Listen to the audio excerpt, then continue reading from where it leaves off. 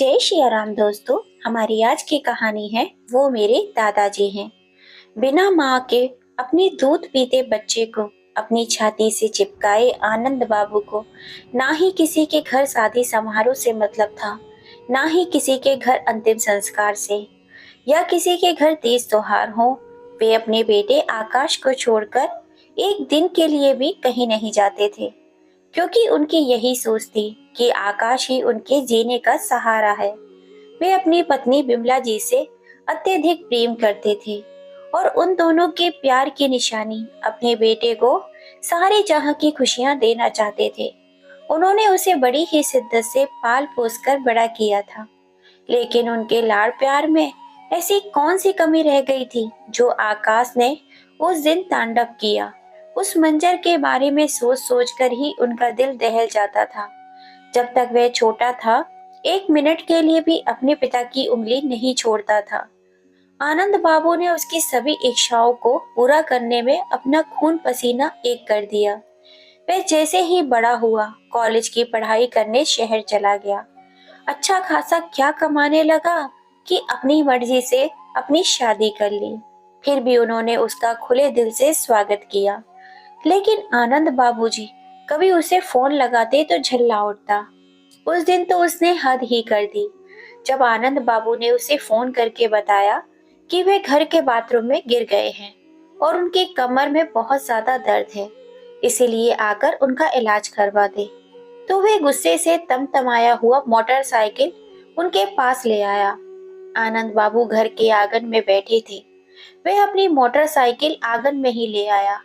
उसे काफी गुस्सा तो आ ही रहा था। उसने गाड़ी अपने पिता आनंद बाबू पर चढ़ाते हुए गुस्से में बोला, बूढ़े, आज तेरा काम तमाम ही कर देता हूँ। पूरी जिंदगी बच्चों को सिर्फ किताबी ज्ञान देता रहा, तुझे इतना भी नहीं पता कि बुढ़ापे में कैसे रहना चाहिए। और थोड़ा बहुत दर्द है तो उसे सहने की शक्ति भी होनी चाहिए। और अपनी बाइक को उनके ऊपर ऐसे चढ़ाया जैसे आज उनका काम तमाम ही कर देगा। उसने 4 से 5 बार उनके ऊपर गाड़ी चढ़ाकर जान से मार डालने की कोशिश की। बेचारे आनंद बाबू को इतनी चोट लगी थी, फिर भी जान बचाने के लिए उठकर इधर से उधर भागने लगे, वरना अगर एक ही जगह पर बैठे रहते तो उनका उस दिन काम तमाम ही तय था। लेकिन कहते हैं ना, मारने वाले से बचाने वाला ज्यादा बड़ा होता है।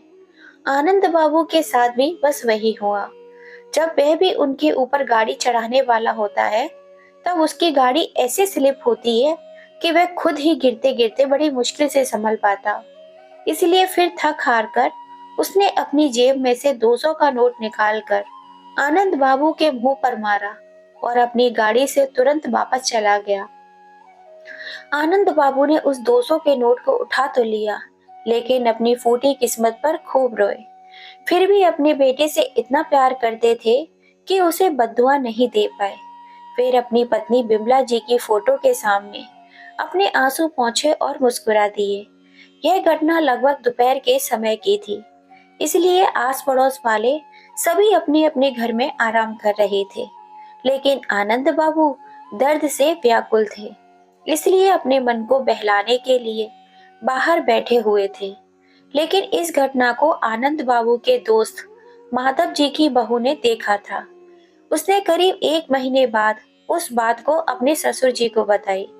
अपने मित्र के बारे में ऐसी बात सुनकर माधव जी से रहा नहीं गया और वह अपने मित्र आनंद बाबू के पास गए और सारी घटना के बारे में पूछा। तो उन्होंने विस्तार से उन्हें सारी बात बताई। तो माधव जी ने कहा, अभी मेरे सामने आकाश को फोन करो। अगर वह कुछ भी ना नुकुर करेगा तो मैं उसकी अच्छे से खबर ले लूंगा। आनंद बाबू, जो कुछ दिनों से बीमार चल रहे थे, अपने इकलौते बेटे को फोन करके बोले, हेलो आकाश बेटा, कैसे हो? कितने दिनों से तुम्हें फोन लगा रहा हूँ, लेकिन तुम हो कि फोन उठाते ही नहीं। पिताजी आपसे कितनी बार कहा है कि आपके फोन का जवाब देने के सिवाय मेरे पास और भी बहुत सारे काम होते हैं। आकाश ने चिढ़कर कहा। तो आनंद बाबू बोले, बेटा वो सब तो मैं समझता हूँ, लेकिन मैं भी क्या करूँ? इस घर में मुझे अकेलापन काटने को दौड़ता है। और मेरी कमर घुटनों में दर्द लगातार बढ़ता ही जा रहा है। अब और सहन नहीं होता। बेटा, तुम कुछ दिनों का समय निकाल कर मेरे पास आ जाओ और मेरे घुटनों और कमर दर्द का इलाज करवा दो। पिताजी, इन फालतू के कामों के लिए मेरे पास बिल्कुल भी समय नहीं है। आप खुद जाकर डॉक्टर को दिखा दीजिए। बेटे की बात सुनकर आनंद बाबू हैरान रह गए और गुस्से से बोले, फालतू के काम? अपने पिता को डॉक्टर के पास ले जाना, बीमार पिता का इलाज करवाना, आज तुम्हें फालतू के काम लग रहे हैं? अपने दोस्तों के सामने आनंद बाबू को हिम्मत आ गई थी, इसीलिए वह बोले जा रहे थे, आकाश, तुम शायद भूल रहे हो, जब तुम छोटे थे तुम्हें सिर्फ एक छींक भी आ जाती थी तो मैं गांव के सारे बैत इकट्ठे कर लेता था। तुम्हारी माँ नहीं थी तो मैं माँ और बाप दोनों का फर्ज निभाते हुए तुम्हें भली भांति पाल पोस कर बड़ा किया है। तुम्हें अपने पैरों पर खड़ा करने के लिए सारी जमा पूंजी मैंने दांव पर लगा दी। वह पैसे भी कम पड़ गए तो मैंने अपना मकान भी बेच दिया, जिसे मैंने अपने खून की एक एक बूंद से सेंचा था, और खुद किराए के मकान में रह रहा हूँ। आधे से ज्यादा मेरी पेंशन केवल किराए के मकान में ही चली जाती है, परंतु आज तक मैंने तुमसे कोई शिकायत नहीं की। बोलते बोलते आनंद बाबू हांफने लगे। अपने पिता के मुंह से सब बातें सुनकर दौलत की चकाचौंध में डूबा हुआ आकाश अचानक से ज्वालामुखी के लावे की तरह फट पड़ा और बोला, अगर आपने अपने बेटे के लिए मकान बेचा भी था तो कौन सा बड़ा एहसान कर दिया। ठीक है, यदि इतने एहसान आपने मुझ पर किए ही हैं तो आज उन्हें चुकाने का समय आ चुका है। आज तक जितना पैसा मुझ पर आपने लगाया है उतनी रकम मैं आज ही आपके बैंक में अकाउंट में डाल देता हूँ, और आज तक आपने जितने भी एहसान मुझ पर किए हैं सारे के सारे खत्म हो जाएंगे। मेरा और आपका हिसाब एकदम क्लियर। ऐसा कहते हुए आकाश ने फोन पटक दिया। इकलौते बेटे के मुंह से ऐसी बेशर्मी भरी जहर सी कड़वी बातें सुनकर आनंद बाबू का सिर चकराने लगा। चेहरा गुस्से से लाल हो चुका था। उनका शरीर क्रोध से कांपने लगा। आंखों से आंसू भी निकलने ही वाले थे कि उनकी नजर अपनी स्वर्गवासी पत्नी की तस्वीर की ओर गई। उसी समय उन्हें अपनी पत्नी के द्वारा उसके अंतिम पलों में बोले गए वाक्य याद आ गए। सुनिए जी, आप मुझसे वादा कीजिए कि आप अपनी आंखों में कभी आंसू नहीं आने देंगे। यह वाक्य याद आते ही आनंद बाबू तुरंत अपने चेहरे पर फीकी सी हंसी लाते हुए बोले, नहीं बिमला, मैं रो नहीं रहा हूँ। तुम जहाँ भी हो खुश रहना। मैं यहाँ बहुत खुश हूँ और बड़े अच्छे से रह रहा हूँ। उनकी ऐसी तकलीफ भरी बातें सुनकर उनके दोस्त भी सुन रहे थे। आनंद बाबू एक प्रतिष्ठित अनुभवी शिक्षक रह चुके थे। जीवन में उतार चढ़ाव को झेलते हुए और कठिनाइयों से जूझते हुए उन्होंने कड़ी मेहनत करके ईमानदारी से अपना जीवन व्यतीत किया था। एक शिक्षक होते हुए भी उनका ध्यान हमेशा इस बात पर रहता कि वे अपने शिष्यों को समाज के जिम्मेदार नागरिक बना सकें। लेकिन कहते हैं ना कि दिया खुद ही प्रकाश से वंचित रह जाता है। यही कहावत आनंद बाबू पर भी लागू होती थी। वह बिल्कुल नहीं जानते थे कि उनके जीवन में क्या होने वाला है। आनंद जी की प्रथम पत्नी बिमला जी का निधन प्रसव के दौरान ही हो गया था। बेटे आकाश के जन्म के साथ ही उनकी पत्नी स्वर्गवासी हो गई थी। गांव समाज के लोगों ने उनके बेटे आकाश को अपशकुनी बताया, क्योंकि जन्म लेने के साथ ही वह अपनी मां को खा गया था। पत्नी के जाने का दुख तो आनंद बाबू को बहुत था, लेकिन उन्होंने सारी बातों को नकारते हुए अपने बेटे का खुले दिल से स्वागत किया। गांव में ही रहते हुए उन्होंने शिक्षा दीक्षा के साथ साथ अपने पुत्र आकाश को माँ की ममता और पिता के कर्तव्यता के साथ पालन पोषण किया। घर का छोटे से छोटा और बड़े से बड़ा काम भी अपने बेटे के प्रति प्रेम के वशीभूत होकर बड़े ही आराम से किया करते थे। अपने हाथों से बने खाने का एक एक निवाला बड़े ही प्रेम के साथ अपने बेटे को खिलाया करते थे। पौष्टिक खाना खिलाने से लेकर रात की लोरियां सुनाने तक सारे काम वे स्वयं ही किया करते थे। रिश्तेदारों ने दूसरी शादी करने के लिए लाख मनाने की कोशिश की, लेकिन आनंद बाबू उनकी एक न सुनी, क्योंकि वे भली भांति जानते थे कि उसकी दूसरी पत्नी उन्हें पति के रूप में स्वीकार जरूर कर लेगी, लेकिन उनके बेटे को अपना बेटा समझकर कभी प्यार नहीं करेगी। अपने बेटे के बारे में सोचते हुए उन्होंने जीवन भर अकेलापन ही स्वीकार कर लिया, परंतु आकाश को उसकी माँ की कभी कभी महसूस नहीं होने दी। आनंद बाबू के प्रयास से आकाश अपनी पढ़ाई में ऊंचे मकाम हासिल करने लगा और अपने कस्बे का सबसे अच्छा अव्वल दर्जे का छात्र बन गया। 12वीं की बोर्ड परीक्षा में आकाश ने 99% अंकों से उत्तीर्ण किया। आनंद बाबू तो जैसे अपने जीवन के खुशी के पलों को समेट ही नहीं पा रहे थे। खुशी के कारण उनकी आंखों में एक चमक आ गई थी। अब बारी थी जिंदगी के दूसरे पड़ाव की, जिसके लिए आनंद बाबू ने अपना सब कुछ समर्पित कर दिया और आकाश का एडमिशन शहर के एक बहुत बड़े कॉलेज में करवा दिया। ढलती उम्र की निराशा और जीवन के गहरे सन्नाटे के बावजूद उनके मन में यह उम्मीद थी कि उनका बेटा आकाश अपने समाज के लिए एक आदर्श उदाहरण प्रस्तुत करेगा। इंजीनियर की पढ़ाई के साथ साथ ही आकाश की भेंट एक लड़की कंचन से हो गई, जो उसी के साथ सॉफ्टवेयर इंजन की पढ़ाई कर रही थी। धीरे धीरे उनकी बातचीत दोस्ती में बदल गई और दोस्ती प्यार में कब बदल गई उन दोनों को पता ही नहीं चला। उसके बाद आकाश ने फैसला किया कि नौकरी लगते ही पिताजी को कंचन के बारे में बता देगा। बहुत ही जल्दी देश के एक बहुत बड़ी सॉफ्टवेयर कंपनी में उसे अच्छी सैलरी पर एक बहुत ही अच्छी नौकरी मिल गई। इस खुशी के साथ जब वह अपने पिता के पास लौटा तो उसके पिता हर बार की तरह उसके लिए पलके बिछाए बैठे थे।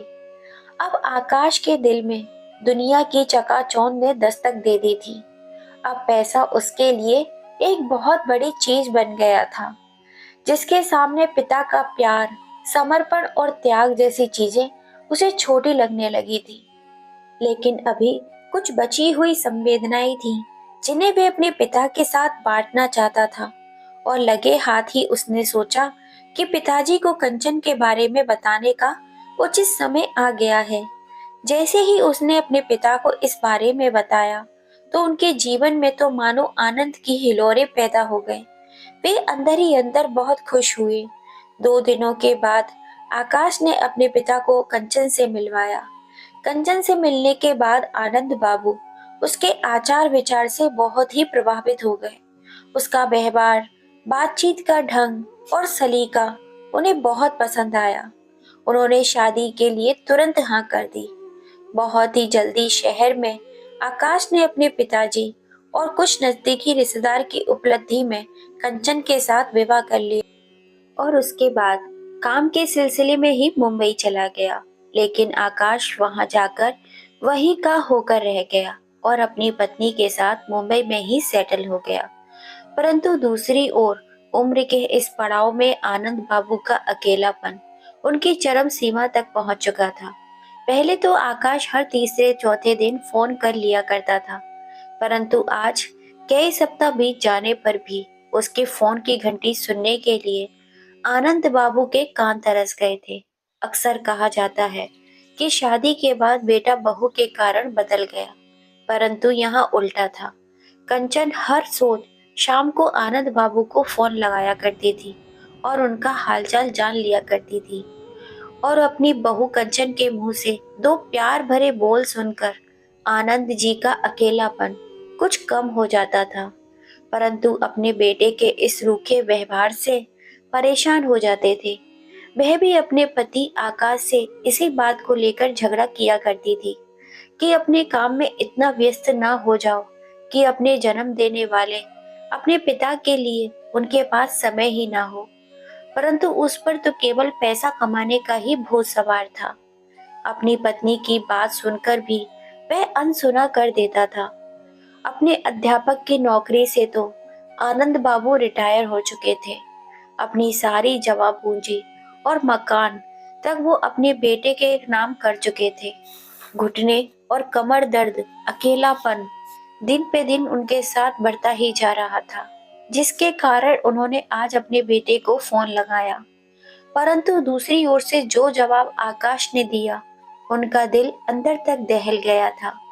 वे सोचने लगे, आधुनिकता की दलदल में फंसता हुआ उनका मूर्ख बेटा यह जान ही नहीं पाया कि यह एहसान नहीं था, बल्कि उसके पिता का प्यार और अपनापन था।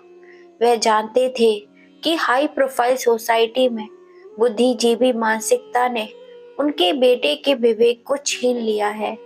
उनकी बहू कंचन उनके अकेलेपन की व्यथा को भली भांति समझती थी, परंतु अपने पति के व्यवहार के समक्ष बेबस थी।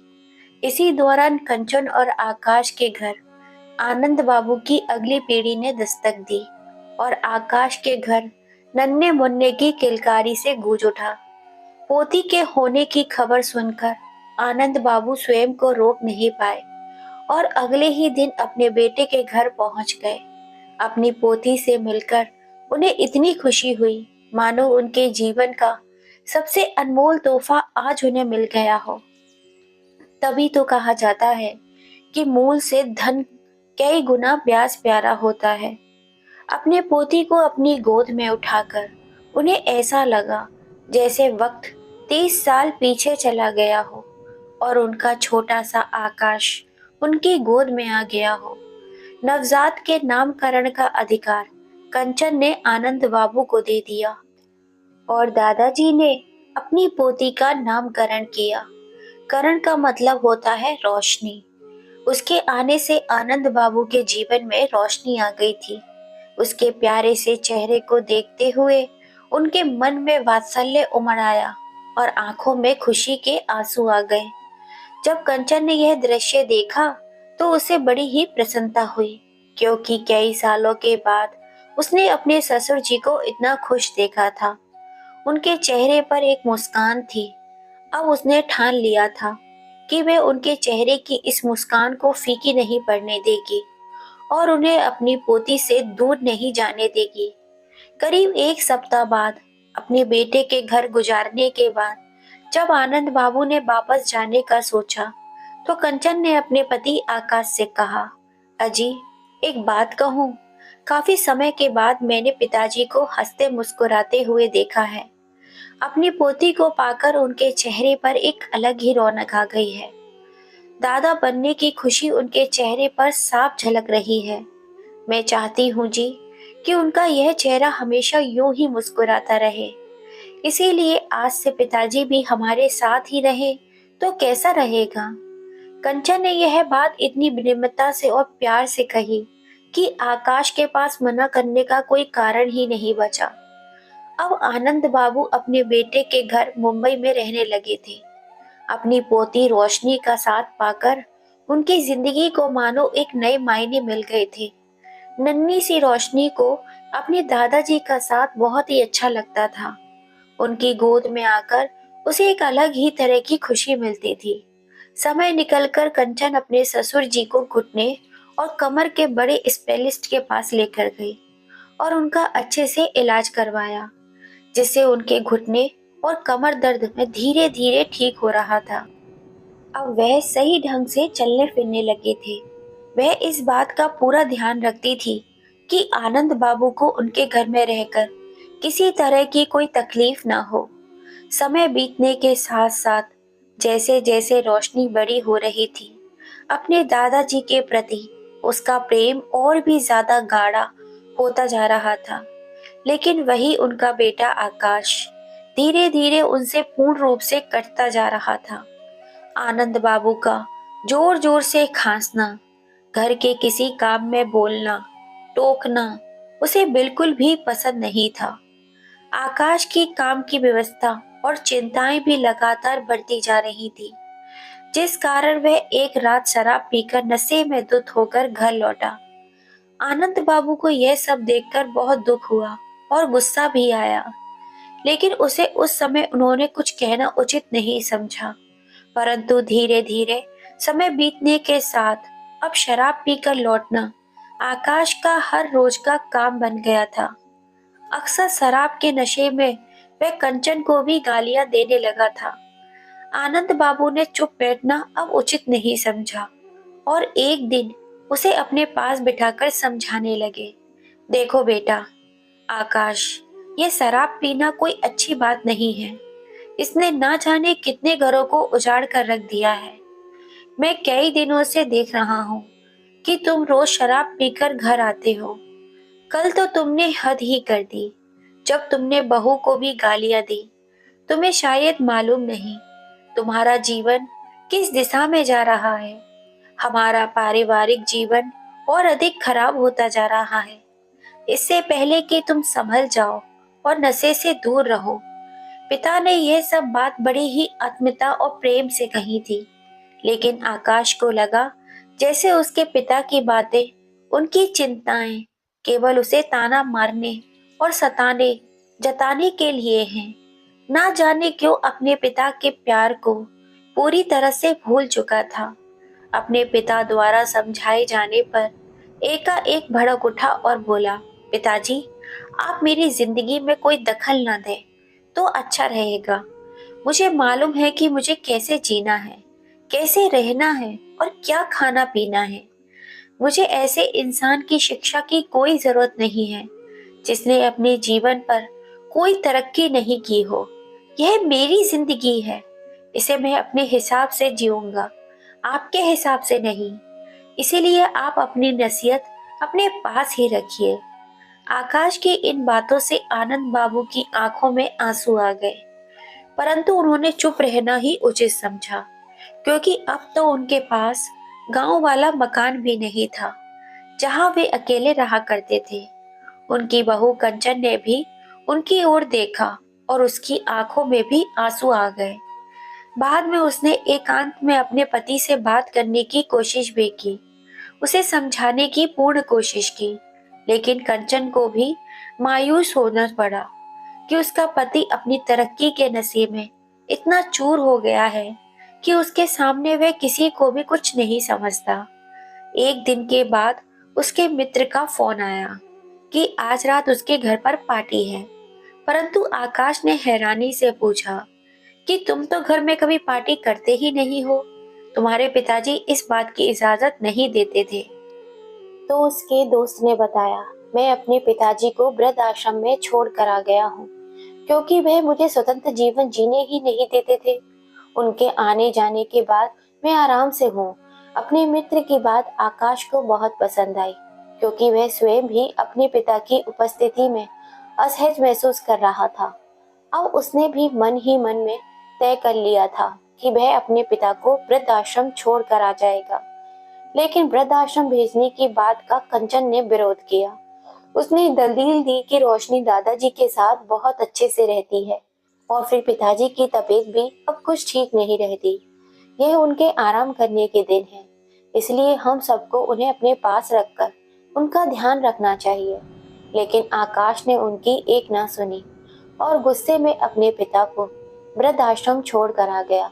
उसने एक दादा को उसकी पोती से और बहू को अपने पिता तुल्य आश्रय से दूर कर दिया और आनंद बाबू को पहुंचा दिया मुंबई के उस वृद्ध आश्रम में, जहां लोगों का वहां आसरा था। जैसे इंसान ही अपनी उम्मीदों को ठोकर मार कर बनाया था।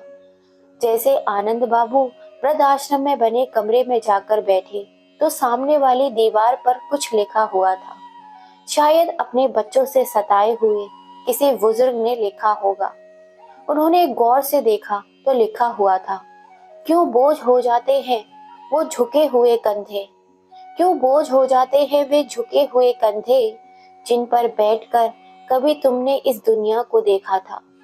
उसे पढ़ते ही आनंद बाबू की आंखों से आंसू बहने लगे, लेकिन उनकी सिसकियां उसी दीवार में ही सिमट कर रह गईं। धीरे धीरे उन्होंने अपने मन को समझा लिया कि अब शायद यही उनकी किस्मत है। जिस समय आनंद बाबू वृद्ध आश्रम में गए थे, उस समय रोशनी 8 साल की थी। अपने दादू के वृद्ध आश्रम भेजने जाने पर वह बहुत उदास थी। रह रहकर उसके मन में अपने दादा के साथ बिताए मीठे पलों की याद उमड़ उमड़ कर आती थी। उसे वह पल पल याद आते थे। उसके दादाजी आंखों में आंसू लिए उसके घर की दहलीज को पार करके चले गए थे, परंतु वह उस समय विरोध करने की स्थिति में नहीं थी। उधर आनंद बाबू अपने आप को ही बंद दीवारों के बीच में जीने का हौसला देते रहते, लेकिन इसी के साथ ही वे इसी चिंता में भी डूबे रहते कि ना जाने वे जीवन में ऐसा कौन सा पाप कर बैठे हैं जिसका फल उन्हें ऐसे मिल रहा है। धीरे धीरे समय बीतता गया। आज रोशनी पूरे 16 साल की हो चुकी थी और साल की हर तरह कंचन अपनी बेटी को उसके जन्मदिन पर उसके दादाजी से मिलाने वृद्धाश्रम लेकर आई और वहां आकर आनंद बाबू और अन्य बुजुर्गों के साथ उसने रोशनी का जन्मदिन मनाया। आनंद बाबू और उनकी पोती रोशनी एक दूसरे का साथ पाकर बहुत खुश थे। वे आपस में मित्रों की तरह हंसी मजाक कर रहे थे, परंतु हमेशा की तरह अलग होते समय दोनों की आंखों में आंसू थे। अपनी पोती से अलग होते ही आनंद बाबू के मन में फिर से असीमित सन्नाटा पसर जाता था। फिर से उन्हें अपनी जिंदगी निरस लगने लगती थी, परंतु वह कर ही क्या सकते थे, क्योंकि जिस पौधे को उन्होंने अपने खून से सींचकर लचित किया था वही पौधा वृक्ष बनकर उनसे मुंह मोड़ चुका था। इधर रोशनी ने भी महसूस किया कि उसके दादाजी अब बहुत कमज़ोर पड़ चुके थे, इसीलिए वे अंदर ही अंदर अपने दादाजी की देखभाल ना कर पाने की गिलानी से भर उठी थी। यह पुरानी कहावत है कि कर्मों का फल तो भोगना ही पड़ता है। देखते ही देखते समय का चक्र बदला और एक दिन रोशनी महज 18 साल की उम्र में बियर की बोतल चढ़ा नशे में चूर शाम को पार्टी से घर लौटी। अचानक इस घटना से आकाश के अंदर के पिता को जगा दिया और एक सामान्य भारतीय पिता की तरह उसने भी अपनी बेटी रोशनी से प्रश्न किया, क्या तुम्हारी ये उम्र नशे करने की है? तुम्हें शर्म नहीं आती इस उम्र में नशे में धुत होकर अपने पिता के सामने खड़े होने में? तुम्हारी ऐसी हरकतें देखकर कौन तुमसे शादी करेगा? अपने पिता की इज्जत का कुछ तो ख्याल किया होता। क्या यही दिन देखने के लिए हमने तुम्हें पाल पोस कर बड़ा किया था? गुस्से में आकाश ने पूछा। उसे अपनी बेटी रोशनी से जवाब मिला, जिसे सुनकर आकाश को अंदर तक हिला कर रख दिया। रोशनी ने कहा, ये मेरी ज़िंदगी है, मुझे अपने तरीके से जीनी है। आप भी तो ऐसे ही जीते हो। क्या आपने कभी दादाजी की बात सुनी थी? तो फिर मैं आपकी बात क्यों सुनूं? फिर क्या था? आकाश ने एक जोरदार थप्पड़ अपनी बेटी को जड़ दिया, लेकिन कुछ खोने वाला नहीं था, क्योंकि आज खुद की गलतियां ही उसके सामने नीचा दिखा रही थी। अंदर ही अंदर उसे एहसास होने लगा कि जिस वृद्धाश्रम में उसके पिता मन मार कर जी रहे हैं, वही वृद्धाश्रम अब उसका भी इंतज़ार कर रहा है। कुछ सालों के बाद वह भी अपने पिता के स्थान पर होगा। उसका अतीत उसके सामने आने लगा। अपने पिता की जिन चीखों और सिसकियों को अपने आप नशे में चूर होकर हमेशा नज़रअंदाज किया, आज उसकी अपनी बेटी की हरकतें उसे वह सब याद दिला रही थी। आज आकाश का दिल तिल मिला उठा था। उधर कंचन ने जब अपने पति को गुस्से में तिल मिलाता हुआ देखा तो आकर बोली, यदि आपने बबूल का बीज बोया है तो आम की कल्पना आप कैसे कर सकते हैं? जैसे कर्म किए हैं फल भी तो आपको वैसे ही मिलेंगे। पत्नी और बेटी की बातें सुनकर आकाश के सामने उसके अतीत के पन्ने खुलने लगे, जो उसे एहसास करा रहे थे कि उसने पैसा तो बहुत कमाया, नहीं कमा सका तो केवल अपने पिता का प्यार, जिस पिता ने उस पर सपना सब कुछ समर्पित कर दिया था। उस पिता को उसने अपने जीवन के अंतिम चरण में व्रत आश्रम की चार दीवारी में तड़पने के लिए छोड़ दिया था। आज ना वह अपनी पत्नी का रहा, ना ही बेटी का और ना ही पिता का। रात हो चुकी थी, सब लोग सो चुके थे, परंतु आकाश की आंखों से नींद कोसों दूर थी। आज तक उसने जो किया था, उसके साथ जो हुआ था, उसके बारे में सोच सोच कर उसकी आंखों में आंसू बहते जा रहे थे। अगले दिन सुबह जब कंचन सोकर उठी तो वह देखकर हैरान थी। आकाश नहा धोकर तैयार खड़ा था। उसने कंचन और अपनी बेटी रोशनी को भी तैयार होकर उसके साथ चलने को कहा, लेकिन उन्हें यही बताया कि वे लोग कहाँ जा रहे हैं। आधे घंटे का सफ़र तय करने के बाद आकाश ने गाड़ी रोकी तो कंचन और रोशनी हैरान थी। उनकी गाड़ी उस वृद्धाश्रम के सामने खड़ी थी जिसमें आनंद बाबू रह रहे थे। कंचन और रोशनी अभी गाड़ी से बाहर निकल भी नहीं पाए थे कि आकाश तेज कदमों से वृद्ध आश्रम में चला गया। सामने देखा, वृद्धजन लाठी का सहारा लेकर लड़खड़ाते कदमों के साथ आंगन में टहल रहे हैं। उन्हें देखकर उसे ऐसा लगा मानो उस बुजुर्ग व्यक्ति का खून कब से सूख चुका हो, चेहरे की झुर्रियाँ एक जाल सा बिछा चुकी हों, सिकुड़ी हुई हड्डियाँ मांस से बाहर निकल रही थीं। अपने पिता के बारे में पूछने के लिए आकाश उनकी ओर गया। पास जाकर बोला, सुनिए जी, क्या आप जानते हैं आनंद बाबू कहाँ मिलेंगे? लेकिन जैसे ही उस बुजुर्ग ने पीछे मुड़कर उसकी ओर देखा तो आकाश का शरीर कांप उठा। वह सन्न रह गया था क्योंकि वह बुजुर्ग कोई और नहीं बल्कि उसके पिता आनंद बाबू ही थे। पिता को इस हालत में देखते ही उसका मन आत्मग्लानि से भर उठा। आंखों में पश्चाताप के आंसू लिए तुरंत उनके पैरों में गिर गया और बोला, पिताजी, मुझे माफ़ कर दीजिए। मुझसे बहुत बड़ी गलती नहीं, गुनाह हो गया है, एक बहुत बड़ा गुनाह जिसकी जितनी भी सज़ा दी जाए उतनी कम है। मैं जानता हूँ पिताजी कि मेरा गुनाह माफ़ी के काबिल नहीं है, परंतु फिर भी मुझे प्रायश्चित करने का एक मौका, सिर्फ एक मौका दीजिए। पिताजी, मेरे कारण आपने उम्र भर जितना दुख सहा है उसकी कोई सीमा नहीं है, लेकिन मैं वादा करता हूँ आज के बाद मैं कभी आपका दिल नहीं दुखाऊंगा। मुझे अपनी सेवा करने का एक मौका दीजिए। पिताजी, मैं बाकी की ज़िंदगी आपकी आशीर्वाद की ठंडी छाया में गुजारना चाहता हूँ। कहते कहते वे फूट फूट कर रोने लगा। आनंद बाबू ने कांपते हाथों से उसे उठाया और भाव विभोर होकर उसे अपने गले से लगा लिया। दोनों ओर से अश्रु की धारा निर्वत्र रूप से बहती जा रही थी। उधर ये मार्मिक दृश्य देखकर रोशनी रोते हुए अपनी माँ के गले लग पड़ी और बोली, माँ, आपको दिल से सैल्यूट।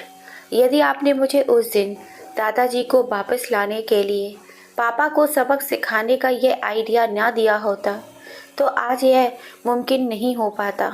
आप दुनिया की सबसे अच्छी माँ हो और सबसे अच्छी बेटी हो। I am proud of you mom.